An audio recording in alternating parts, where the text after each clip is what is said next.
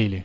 On l'entend partout, tout le monde en parle, mais comment faire? C'est ce que je vais vous dévoiler dans cette vidéo. Tout d'abord, merci pour votre temps, merci pour votre attention. Merci d'avoir choisi cette vidéo plutôt qu'aller scroller sur Instagram où vous allez avoir 10 voire 100 fois plus de dopamine. Je suis conscient qu'à travers votre attention, vous me confiez votre actif le plus précieux. Donnez-moi 10 minutes de votre temps pour que je puisse vous dévoiler les 3 systèmes essentiels que vous devez absolument maîtriser si vous souhaitez scaler votre business. Que vous soyez coach, consultant, copywriter ou encore que vous soyez freelance, que vous ayez une agence, si vous faites entre 500 et 15 000 euros par mois, alors cette vidéo est faite pour vous.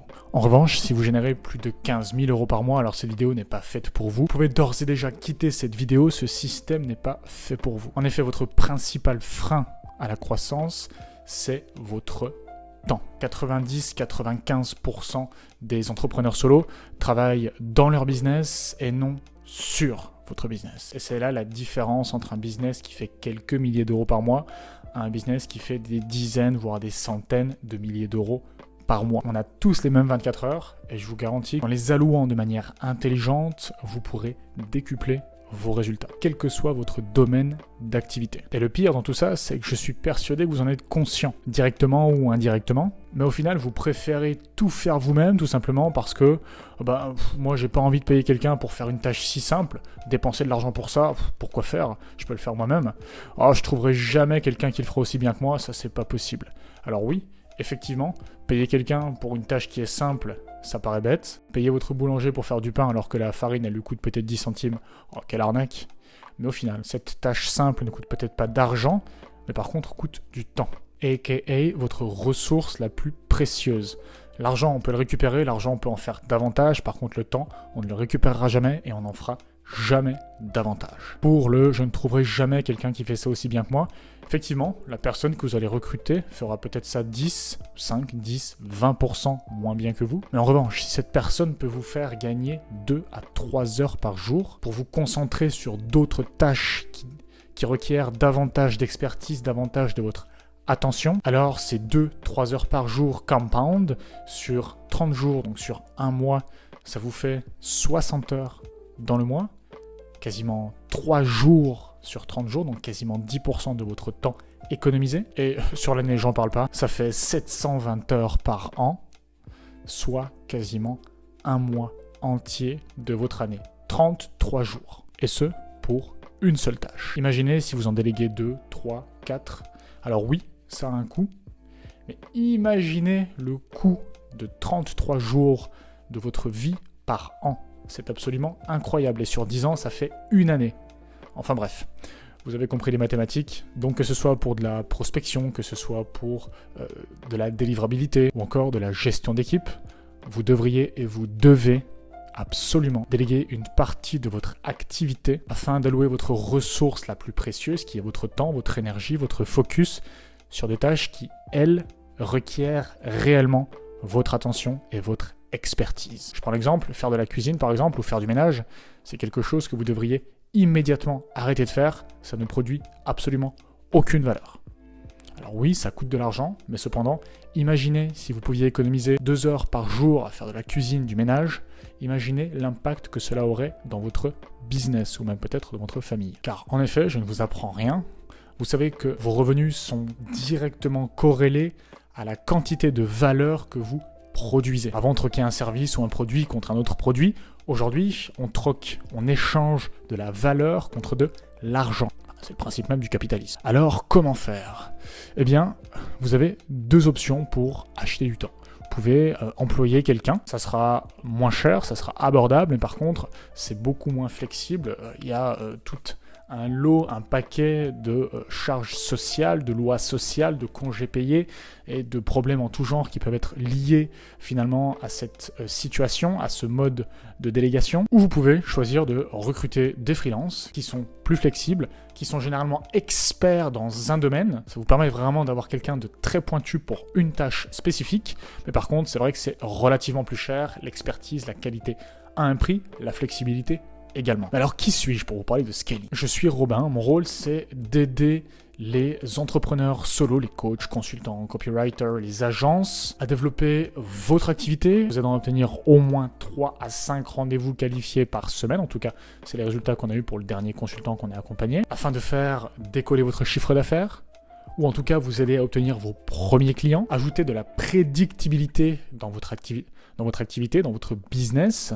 et vous aider également à faire évoluer votre entreprise qui fait tout à fait partie du scaling.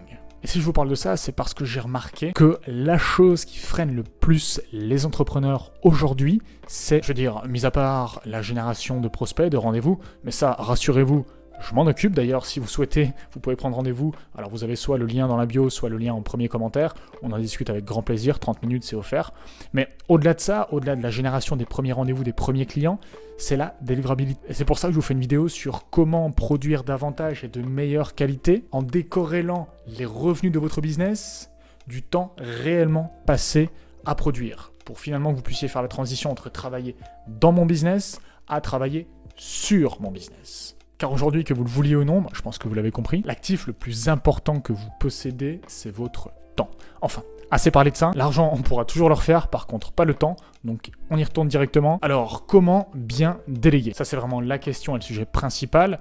Dans un premier temps, il vous faut recruter. Et comment recruter? Alors, vous pouvez tout d'abord vous rendre sur les médias sociaux, des groupes qu'il y a sur Facebook. Vous pouvez également recruter des talents sur LinkedIn. Ça, c'est un très bon moyen. Vous pouvez également recruter sur les plateformes telles que Fiverr, Upwork, ComeUp ou encore 5euros.com. Et ça, je crois que c'est de nouveau ComeUp. Vous avez également Malt.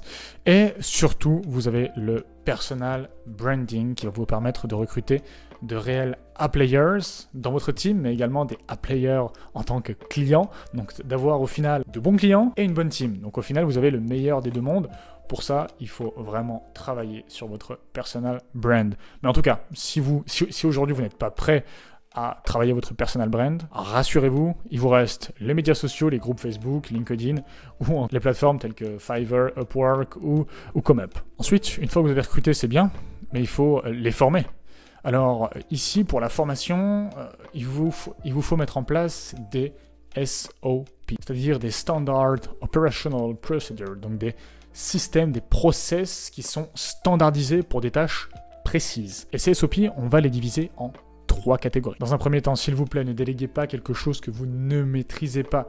Déléguez quelque chose que vous connaissez. Autrement, c'est le meilleur moyen de se faire rouler dans la farine, soit en termes de prix, soit en termes de délivrabilité. Donc vous aurez un service qui sera pourri et vous ne vous en sortirez pas. Donc déléguer quelque chose que vous n'aimez pas faire, qui est chronophage, c'est tout à fait ok et vous devez le faire. Mais s'il vous plaît, maîtrisez un minimum la tâche que vous allez déléguer. De toute façon, vous n'arriverez pas à la deuxième partie si vous ne maîtrisez pas la première, c'est-à-dire être précis sur les tâches à effectuer. En bref, vous devriez pouvoir expliquer à tel point que même un enfant de 10 ans, en suivant votre méthode, vos procédures, devrait être capable de reproduire et d'effectuer la tâche. Si aujourd'hui, vous vous mettez à la place d'un enfant de 10 ans, s'il n'est pas capable de reproduire la tâche que vous lui demandez, alors votre procédure n'est pas assez précise. Je te donne un exemple, si vous voulez transférer un fichier sur un drive, vous devez montrer comment ouvrir le fichier, comment exporter le fichier. Donc c'est-à-dire qu'il faut cliquer en haut, il faut cliquer sur exporter, ensuite vous devez sélectionner le format, ensuite vous devez ouvrir le drive. Pour aller sur le drive, vous allez sur Google, vous copiez-collez ce lien, ensuite vous ouvrez ce fichier dans Google, enfin, etc., etc. Vous l'avez compris. Et la troisième règle, soyez patient. Soyez patient, en revanche, définissez vos standards dès le début et tenez-vous-y. En effet, être patient, c'est quelque chose, se faire manquer de respect, avoir un manque de sérieux, c'en est un autre. Accompagnez toujours, prenez par la main vos nouveaux collaborateurs, surtout au début, mais ne vous laissez jamais marcher sur les pieds. Notamment en termes de ponctualité, de respect des deadlines, mais également en termes de communication. Pro tip, ne soyez jamais dépendant, ne soyez jamais needy vis-à-vis de votre collaborateur, de votre employé. Vous risqueriez de vous faire bouffer par vos collaborateurs qui se pensent être indispensables, qui se pensent être uniques et irremplaçables. C'est une erreur que j'ai commise, c'est pour ça que je me permets de vous en parler.